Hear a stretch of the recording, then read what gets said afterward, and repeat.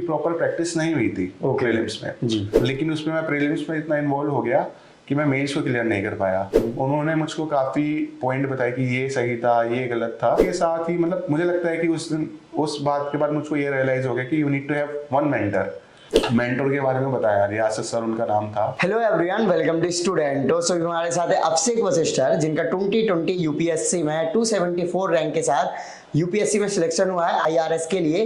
तो आज हम सर से उनके स्ट्रगल की जर्नी जानेंगे, स्ट्रेटजी जानेंगे, बुक लिस्ट जानेंगे और उनके प्रिपरेशन टाइम के बारे में बात करेंगे। सर अगर आपने चैनल को सब्सक्राइब नहीं किया तो चैनल सब्सक्राइब कर लीजिए, इस वीडियो को लाइक करें।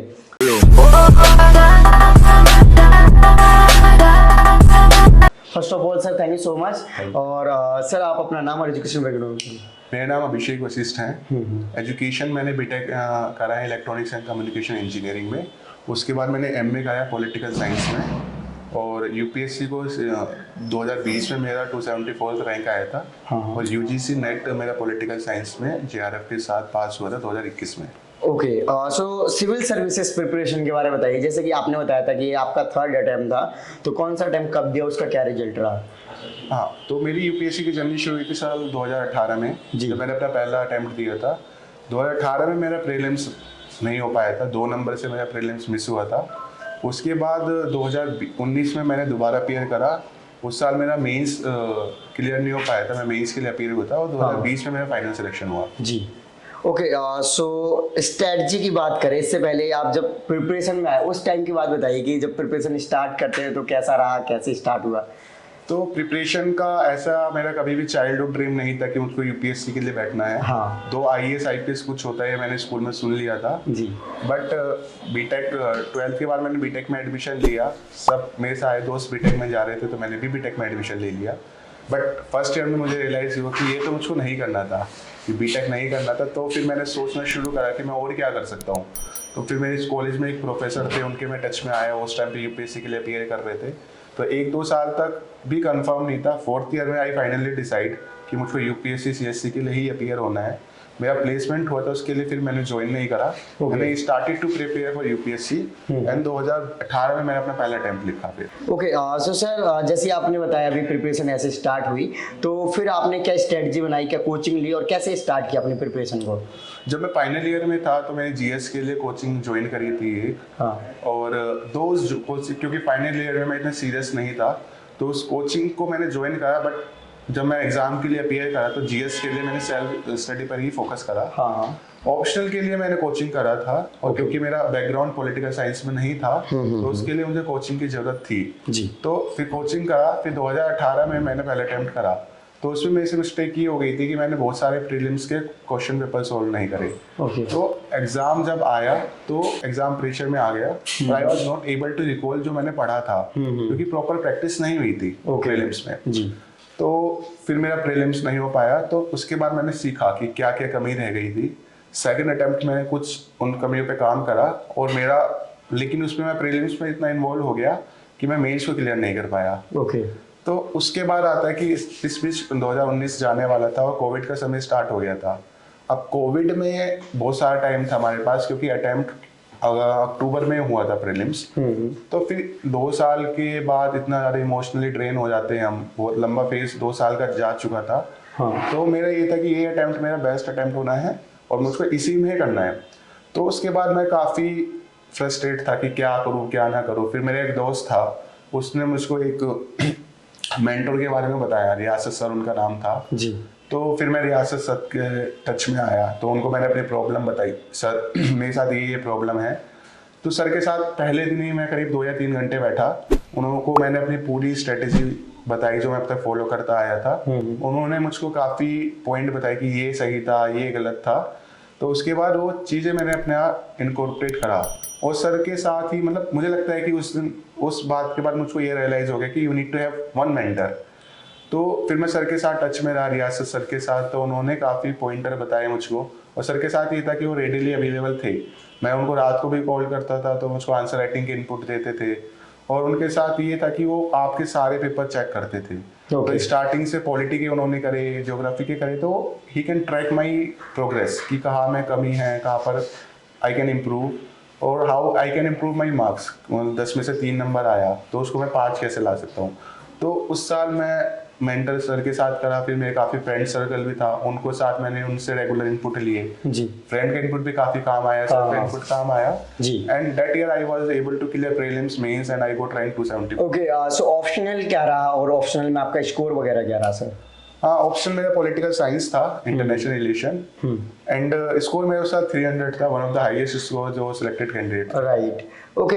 सो आंसर राइटिंग आपने कितनी की, अगर जैसे आंसर राइटिंग को मोस्ट इंपॉर्टेंट पार्ट मानते हैं यूपीएससी प्रिपरेशन का? जैसा कि आपने कहा कि answer writing is the most important part when it comes to UPSC mains, तो उसमें यही था कि जब मेरा पहला मेंस नहीं हो पाया उस साल, आंसर राइटिंग में स्ट्रक्चर का इश्यू था, प्रेजेंटेशन का इश्यू था, तो जब कोविड का पीरियड आया तो उस मैं डेली आंसर लिखता था, 5-6 आंसर डेली लिखता था, और दैट इज अ फेज जब मैंने जम के आंसर राइटिंग प्रैक्टिस करा। तो जैसे मैंने पहले बताया कि उस टाइम तक उसको एक मेंटर भी मिल गया था, मैं उनसे अपने आंसर इवेलुएट करवाता था, साथ ही साथ मेरा एक पीयर ग्रुप था, मैं वहाँ से भी इनपुट लेता था। तो मैंने लगभग 2011 से लेकर के 2019 तक के सारे पेपर सोल्व करा, कोचिंग के जो मॉक टेस्ट थे उनको सोल्व करा, बाकी जो मेरे मेंटर थे रियासत सर, उनका भी एक क्वेश्चन देते थे वो मुझको, तो उनको सोल्व करा। तो काफ़ी कॉम्प्रिहेंसिव तरीके से उस टाइम पे मैंने आंसर राइटिंग प्रैक्टिस करा था। Okay, so students time table को लेकर काफ़ी कंफ्यूजन में रहते हैं कि टाइम टेबल एक्चुअल में क्या बनाना चाहिए प्रिपरेशन में, तो आपने क्या रखा? देखो, मेरा टाइम टेबल कभी मैंने 2 महीने का 3 महीने का कभी नहीं बनाया, तो हमेशा मैं 10-10 दिन के टाइम टेबल बनाता था, क्योंकि सबका अपना अपना होता है, मैं लंबे टाइम टेबल को नहीं खींच पाता था। तो मेरा ये था कि 10 दिन मैंने पॉलिटी के लिए रखता था, तो सिर्फ मैं पॉलिटी पढ़ता था। Okay. मेरा टारगेट था कि 8 या 9 दिन में पॉलिटी को खत्म करना है, 10वें दिन उसके टेस्ट देने हैं, फिर 11वें से 20वें दिन का मैं टाइम टेबल बनाता था। एक तो ये मेरे हो गए टारगेट्स। उसके बाद जो मेरा डेली टाइम टेबल रहता था, स्टार्टिंग में हमेशा करंट अफेयर्स से करता था, उस दिन का न्यूज़पेपर देखा या कोई वीडियो देखी, उसके बाद मैंने अपना प्रीलिम्स का जीएस पढ़ा, और उसके बाद शाम के टाइम पे मैं अपना ऑप्शनल को देता था। ओके, सो ओवरऑल जैसे कि कह सकते हैं एक्सपीरियंस आपका कैसा रहा, अगर हम कुछ पॉइंट्स जानना चाहें, क्योंकि आप अब गाइड कर सकते हो कि स्टूडेंट्स को यूपीएससी प्रिपरेशन में आने के टाइम पे या फिर प्रिपरेशन टाइम पे इन चीज़ों को करना चाहिए या फिर इन चीज़ों को नहीं करना चाहिए। देखो, एक्सपीरियंस जो मेरा था, एक तो 3-4 पॉइंट्स में बताना चाहूँगा। पहला एक्सपीरियंस है कि इंटरनल मोटिवेशन। मैं हमेशा कहता हूँ कि इस प्रोसेस में आपका इंटरनली मोटिवेटेड होना काफ़ी ज़रूरी है। उससे क्या होता है कि आप इतना बड़ा फेज है, अच्छे से आप उसको नेविगेट कर सकते हैं। राइट। दूसरी लर्निंग थी, you need to have a good mentor, right. जो आपको बता सके कि आप क्या सही कर रहे हो, क्या गलत कर रहे हो। राइट। तीसरी चीज़ है गुड पीयर ग्रुप, क्योंकि जब पीयर में क्या होता है कि आप अच्छे से कम्युनिकेट कर पाते हो एक दूसरे के साथ। तो तीसरी चीज़ है एक अच्छा पीयर ग्रुप बनाना है क्या, और चौथी चीज़ की हार्डवर्क के साथ कभी कॉम्प्रोमाइज़ नहीं करना है, और that hard work should be smart. आपको स्मार्ट वर्क भी करना है, सिर्फ हार्ड वर्क नहीं करना, उसको स्मार्ट तरीके से करना है। और जो आपको नहीं करना चाहिए, पहली चीज़ की don't run after resources. Market में रिसोर्स का बाढ़ आया हुआ है, और आप सब कुछ करना चाहेंगे तो अल्टीमेटली आप कुछ भी नहीं कर पाएंगे। जी जी। तो अपने रिसोर्स को लिमिटेड रखें। दूसरा, instead of going multiple books, try to revise the multiple times. उनको बार बार मल्टीपल टाइम्स रिवाइज करो। तीसरी चीज है कि मतलब डिस्ट्रैक्शन से दूर रहो। ये ओल्ड राजेंद्र नगर एरिया में या वैसे भी काफी डिस्ट्रैक्शन है। आज की डेट में इंस्टाग्राम रील्स का टाइम है, एक बार शुरू करा वो 2-3 घंटे कब में खा जाता है पता नहीं रहता। यूज करो सोशल मीडिया, लेकिन इन अ रैशनल मैनर। तो ये 3-4 चीजें हैं जो आपको अवॉइड करनी चाहिए। ओके, जैसे कि अभी आपने बताया कि मिनिमम रिसोर्सेज को फॉलो करें, तो यूपीएससी प्रिपरेशन में ऐसे कुछ टॉपिक्स या सब्जेक्ट कह सकते हैं कि अगर हम इनको कर लेते हैं तो अगर बाकी चीज़ों को छोड़ भी देंगे तब भी काम चल जाएगा और हम एक अच्छे मार्क्स स्कोर कर सकते हैं। हाँ, हम कह सकते हैं कि मतलब जैसे पॉलिटी, इकोनॉमिक्स, मॉडर्न हिस्ट्री काफ़ी आपका प्रीलिम्स में अच्छा खासा वेटेज को आप कवर कर लेते हैं। तो प्रीलिम्स में मुझको अगेन ऐसा लगता है कि आपको कंप्लीटली कुछ नहीं छोड़ना चाहिए, बट आप प्रायोरिटी बना सकते हो कि पॉलिटी को अगर मैं 5 टाइम रिवाइज कर रहा हूँ तो एंशिएंट हिस्ट्री को मे बी मैं 2 टाइम के बाद छोड़ दूंगा जी। क्योंकि UPSC never follow a same pattern. हो सकता है इस साल मुझको लगा कि मेडिकल हिस्ट्री नहीं आएगी, उस साल मेडिकल हिस्ट्री के 10 क्वेश्चन आ गए, तो आप ट्रबल में आ जाओगे। तो instead of leaving the topic completely, you can prioritise कि मैं पॉलिटी अच्छे से करूंगा, बट क्योंकि हाल फिलहाल मेडिकल के इतने क्वेश्चन नहीं आ रहे तो मैं उसको 1 या 2 बार रिवाइज करूंगा। Right sir. Okay, so students काफ़ी कंफ्यूजन में रहते हैं कि प्रीवियस ईयर कैसे करें और कितने टाइम के करना चाहिए, थोड़ा सा इसके बारे में बताइए। मुझको लगता है कि 10 साल के प्रीलिम्स के और मेंस के दोनों के पेपर रेलिवेंट हैं, क्योंकि 2011 या 12 में यूपीएससी ने पैटर्न चेंज करा था। उसके बाद तो यूपीएससी खुद को इवॉल्व करता जा रहा है, बट एक बेंचमार्क हम सेट कर सकते हैं 2011 ऑनवर्ड्स। ओके। और पीवाईक्यू को सोल्व करने का एक तरीका होना चाहिए। फॉर एग्जाम्पल, जैसे प्रीवियस ईयर में आप प्रीलिम्स का क्वेश्चन कर रहे हैं तो उसमें 4 ऑप्शन दे रखे हैं यूपीएससी ने। हाँ। तो एक क्वेश्चन को सोल्व करके हमको आगे नहीं बढ़ना है, उन 4 ऑप्शन के बारे में पढ़ना है। हो सकता है अगली बार क्वेश्चन उन ऑप्शन से यूपीएससी फ्रेम कर दे।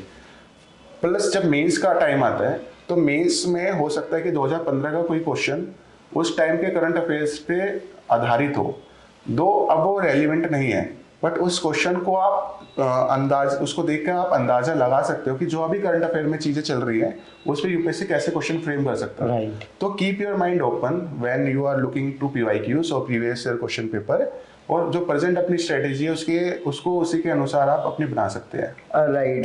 सो आपके अकॉर्डिंग आपको प्रिपरेशन टाइम पे कौन से सब्जेक्ट टफ लगे हैं वैसे, या फिर टॉपिक्स? तो मुझे जो पर्सनली सबसे टफ लगता था एक तो एनवायरनमेंट, क्योंकि मतलब स्कूल टाइम से मैं एनवायरनमेंट से भागता आया था। ओके। बट यूपीएससी का पेपर ऐसा है कि एनवायरनमेंट की अच्छी खासी वेटेज है। हाँ। आप वहां से नहीं भाग सकते जी। तो मेरे लिए वो गले की हड्डी बन गया था कि मुझको पसंद भी नहीं आ रहा, उसको करना भी पड़ेगा। Okay. Same goes with ancient and medieval history. Right. मतलब मुझको इतना वो याद नहीं होता था, ना मेरा इंटरेस्ट बन पाता था। ये 3 सब्जेक्ट मेरे लिए काफी डिफिकल्ट थे। ओके। जैसा कि आपने स्टार्टिंग में बताया था कि आपका बचपन से कोई ड्रीम नहीं था कि आईएएस आईपीएस बनना है, और फाइनली आप यूपीएससी में सिलेक्ट हो गए हो, तो क्या फील आ रहा है वो सच में जिसके लिए स्टूडेंट प्रिपरेशन करते हैं? हाँ, मतलब जब आपका सिलेक्शन होता ही होता है तो हर तरह से आपको फोन आने लगते हैं, तो आपको लगता है कि हाँ आपने फाइनली कुछ अचीव कर लिया लाइफ में। क्योंकि जो लोग आपको पहचानते भी नहीं थे वो आपके साथ रिश्तेदारी ढूंढेंगे, किसी ना किसी तरीके से आपसे कनेक्ट होने लगेंगे। हाँ। ये चीज सेकेंडरी है, मतलब मेरे लिए चीजें सेकेंडरी थी। बट द डे मेरा रिजल्ट आया, जो मेरे पेरेंट्स के आंखों में मेरे लिए मतलब प्राउड वाली मोमेंट थी, आई थिंक वो मैं लाइफ में कभी रेप्लिकेट नहीं कर पाऊंगा उस मोमेंट को। राइट। तो वो 10-15 सेकंड का टाइम होता है जब अपने पेरेंट्स को आप रिजल्ट बताते हो। हाँ। उस टाइम लगता है कि यार ये धरती रुक सी गई है यार, मतलब वो फील वो इमोशनल भी होती है, उसमें आप प्राइड भी फील कर रहे होते हो, और आपको लगता है कि फाइनली मैंने अपने पेरेंट्स के लिए कुछ कर दिया। और उसके बाद से मतलब धीरे धीरे वो फील डाउन होने लगती है, बट वो मोमेंट काफी स्पेशल होता है। सो आपने कहाँ से रह के तैयारी करी है? मैं घर से ही, मेरा घर दिल्ली में ही है। अच्छा। तो मैं कभी कहीं और शिफ्ट नहीं हुआ, मैं दिल्ली में ही अपने घर से पढ़ता था। बट बाद में मैंने यहाँ पे ओआरएन में काफी लाइब्रेरी कल्चर है, तो मैं यहाँ पे लाइब्रेरी ज्वाइन कर ली थी, क्योंकि मेंटर भी यहीं पर थे करोल बाग में, तो उनसे इंटरेक्ट करना, बाकी जो मेरे दोस्त वगैरह थे वो भी यहीं प्रिपेयर कर रहे थे, उनसे भी एक डिस्कशन हो जाता था। राइट। तो फिर मैं ओआरएन शिफ्ट हुआ था लाइब्रेरी के लिए। ओके। सो जब आपका यूपीएससी का इंटरव्यू हुआ था, थोड़ा सा उस टाइम का कुछ एक्सपीरियंस शेयर करना चाहें? हाँ, जब यूपीएससी का मेरा इंटरव्यू दिया तो मतलब पहला इंटरव्यू था मेरा, तो आप नर्वस होते हो क्योंकि यूपीएससी इंटरव्यू के बारे में इतने सारा मिथ्स क्रिएट हो रखे हैं मार्केट में, जो कुछ भी पूछ लेते हैं, ये होता है वो होता है। दूसरा आपका पूरा करियर स्टेक पे होता है उस टाइम। तो इनिशियली मैं नर्वस था, बट जब आप बोर्ड में अंदर एंट्री करते हो 5 मिनट के बाद आप काम डाउन हो जाते हो। एंड बोर्ड काफी कोर्डियल होते हैं यूपीएससी में, वो आपको जितना बाहर बोलते हैं कि ऐसा हो जाएगा वैसा हो जाएगा, वो काफी अच्छे तरीके से कोर्डियल रह के आपसे क्वेश्चन आंसर पूछते हैं। वो आपकी नॉलेज का टेस्ट नहीं है, वो आपकी पर्सनैलिटी को जज करना चाहते हैं। तो जितने आप काम एंड कंपोज तरीके से रखेंगे, आप अपनी पर्सनैलिटी को उतने अच्छे से एक्सप्रेस कर पाएंगे। ओके। सो लास्ट में क्या मैसेज देना चाहेंगे फ्यूचर एस्पिरेंट को? हाँ, मेरा मैसेज यही रहेगा कि मतलब जब भी आप प्रिपरेशन के लिए आए तो अपना इंटरनल मोटिवेशन बरकरार रखने के लिए हैव सम रीजन कि आप इस प्रिपरेशन में क्यों आए हैं। राइट। क्योंकि वही रीजन आपको आखिर तक ड्राइव करेगा। अगर आपका प्री नहीं हो रहा, मेंस नहीं हो रहा, बट अगर आपके पास रीजन है तो वो आपको कॉन्स्टेंटली मूव करता रहेगा। दूसरी चीज, जैसे कि मैं बार बार अपने एम्फेसिस कर रहा हूँ, हैव सम गुड मेंटोर और and a good peer group, क्योंकि अकेले आइसोलेशन में प्रिपेयर करना कई बार काफी मुश्किल हो जाता है। तो आप कई लोगों के साथ और एक मेंटर के देख रेख में प्रिपरेशन करते हैं तो वो काफी सही रहता है। चौथी चीज की प्रिपरेशन को लाइफ नहीं मान लेना है। आपकी life is a big thing और प्रिपरेशन का एक छोटा सा पार्ट है। राइट। तो लाइफ को एंजॉय करो, बट सीरियसली प्रिपेयर भी करते रहो। Okay. So thank you so much sir. So friends, आपने देखा कि सर ने अपनी स्ट्रेटजी को, अपने एक्सपीरियंस को आपके साथ शेयर किया। सो आई होप कि आपको वीडियो अच्छी लगी होगी, तो इस वीडियो को लाइक करें। अभी तक अपने चैनल को सब्सक्राइब नहीं किया तो चैनल को सब्सक्राइब कर लीजिए। आपके जो भी क्वेरीज होते हैं आप हमें इंस्टाग्राम और फेसबुक पर मैसेज कर सकते हैं। इन सभी के लिंक वीडियो के डिस्क्रिप्शन में। जय हिंद।